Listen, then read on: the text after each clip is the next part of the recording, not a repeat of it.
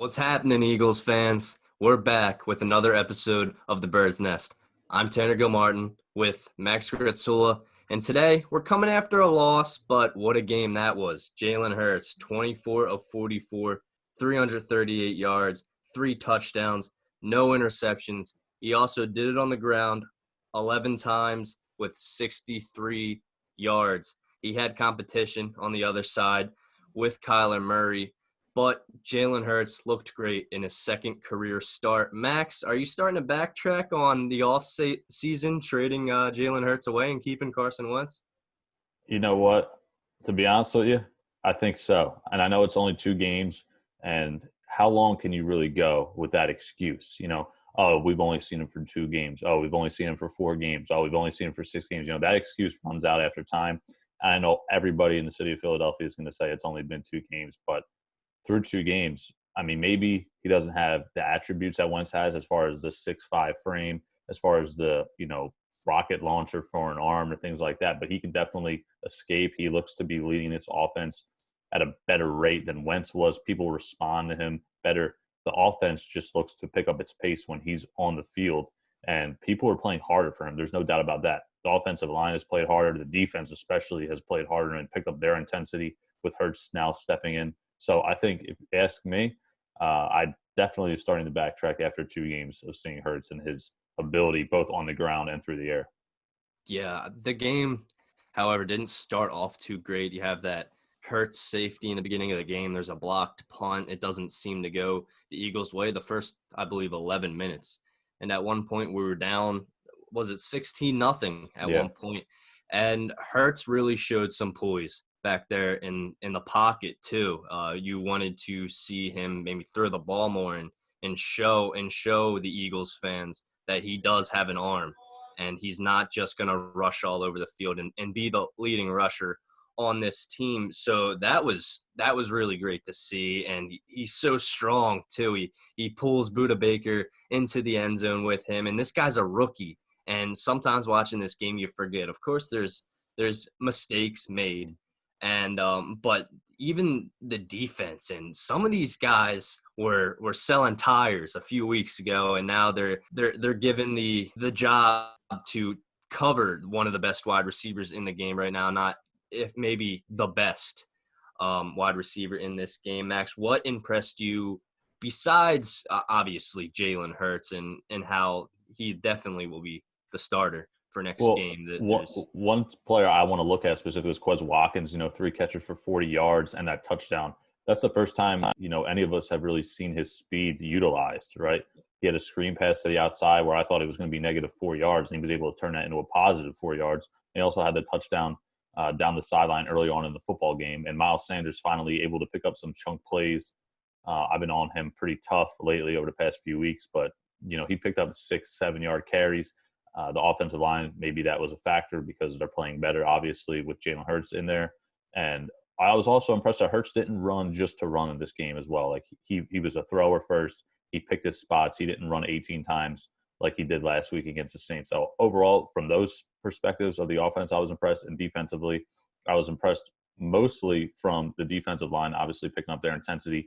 Derek Barnett has a bad penalty, pushing DeAndre Hopkins late out of bounds. But overall, they were pretty poised. They did give up 33, but Kyler Murray, I mean, he's a tough quarterback to handle, right? He can run too, just like Hurts. He throws for over 400 yards. And for what we had to endure, not having Slay for the most part, and obviously Maddox out as well in this game, we tried our best. Maybe I would have liked to seen Schwartz double team Hopkins a little bit more. We played a lot of man defense, which I was kind of surprised of.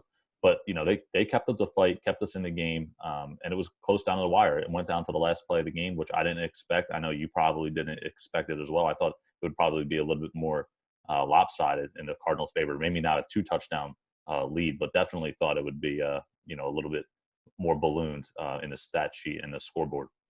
Yeah, I did think the game was going to be maybe a 4-point game, but I did think it was going to be lower scoring than you have that 33 points for the Cardinals. Now we talked offense and defense. Now let's get to the special teams and how much of a mess special teams was this game. And I want to go to Doug Peterson's decision to go for it. It was on. The Eagles get the touchdown. They kick the extra point, and Jake Elliott, he makes the extra point, but there's a penalty. Arizona has a penalty. Doug Peterson decides to go for it, and you have Zach Ertz, who's holding the kick. Yeah. And it wasn't even his fault. It was Lovato's fault. But that was a mess too. Would you have just kept the points on the board, or would you notice the opportunity? You're closer to the end zone for 2 extra points. What would you have done? Well, in that play, I probably would have tried to go for 2. I think I was surprised because Doug always likes to go for 2. And the fact that you didn't have Cameron Johnston in there to receive the height or the snap, from Lovato there, probably changes your opinion, probably changes your mindset and your decision making of what you do. You also have the 4th down call by the Cardinals where they go for it and their punter throws like a 20-yard bomb right over the middle. Yeah. Which is surprising, to say the least. And earlier on in the game, the punt where it gets blocked and gives the Cardinals plus field position. The little things like that in a close game like this matter. And there's just too many mistakes early on in this football game to let Hurts be able to come back and lead us to a victory, unfortunately. So I probably would have went for 2 to answer your question, especially not having your significant piece of your special teams in the holder there to have even though, like you said, it was a bad snap, but maybe with Johnston in there, he would have been able to recover better and get the kickoff. Yeah, I think it was more so, maybe it would have been able to been, fixed, but it hurts over there. It's first time out there holding it. Right. So he's been the backup, the second string, the placeholder, but I would put a backup quarterback there, but I understand, Carson Wentz was the starter and they're not going to have him practice holding it. Yeah. Plus, the media would blow that up. Oh, Wentz is on the field being used in a different role. Of course. But then to fix that and to add on to Cam Johnson being injured, you have Jake Elliott punting the ball. And that was a heck of a punt. Maybe we just bring him back as the punter and not the kicker next season, but that's for another discussion. To keep him on this team. Now, we go into the last 2 games of this season. The Eagles can still make the playoffs. They have to win out, and I believe if the Washington football team loses and their game against the Panthers and the Eagles win out, then there's an opportunity for the Eagles to get into the playoffs. But if Washington wins their game, I think that's it, and I believe so.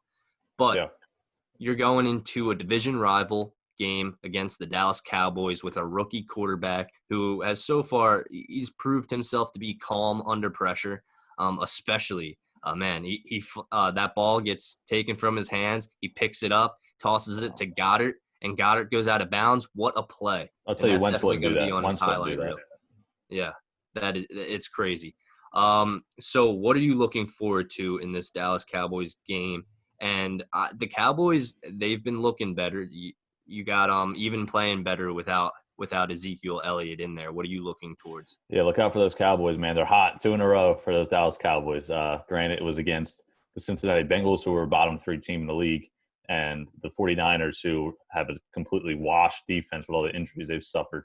But again, it's surprising they won without the services of Ezekiel Elliott on Sunday. So I think going into this game for Hurts, it should be a pretty offensive, explosive game from his standpoint, being able to expose the weaknesses of that Dallas defense because they haven't had much success all season long. But it's going to be about stopping that Dallas Cowboys offense, especially if Ezekiel Elliott comes back. So I'm looking forward to seeing if the defense can keep up this intensity 3 weeks in a row as the season winds down to be able to limit CeeDee Lamb, Amari Cooper, even Michael Gallup, who had a touchdown on Sunday against the Niners as well. So if Zeke doesn't play, Tony Pollard looked to be serviceable the other day in that win against the Niners as well. So look out for that offense, even though with Andy Dalton under center, it's still going to be tough to limit those weapons they have on the outside and in the backfield.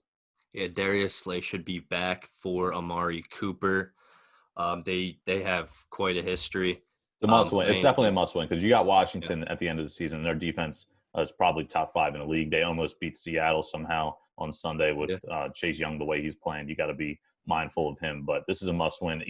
And again, we're still looking at these playoffs. I know it's crazy, but the Giants lost to the Browns on Sunday night. So this is a must win for the Eagles. Even if it's not for the playoffs, just have Hurts give him some confidence and the team overall and some confidence as well. Yeah, and I mean, this is going without being said that the Ravens do have to beat the Giants as well for the Eagles' playoff hopes to be alive. But Jalen Hurts is now thrown into this Dallas rivalry, and we'll see how he can do.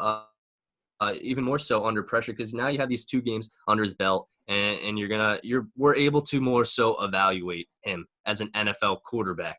And this is going to be an interesting offseason for the Eagles as an organization and for these 2 guys, because you have Carson Wentz out there saying that he does not want to be on this Eagles team if Jalen Hurts continues to be the starter. Then you have some reports saying that's not true. So once again, Eagles are in the drama, and there's a drama gate going on in the locker room. And all things considered, Alshon Jeffrey is playing much better, For and a few of he's those actually penalties playing. yesterday, Yeah, big. he's playing better, and he's playing on the field. And so it's going to be an interesting Cowboys game, and I think it's going to be better than what we saw earlier in the season. It didn't really feel like a Cowboys game, but now with everything on the line for this, and it's Dallas week, so everyone strap in and get ready. Of course. All right, guys, that's going to wrap up our show this week, and we got the tree behind us, so we're ready for Christmas. Everyone, have a great holiday.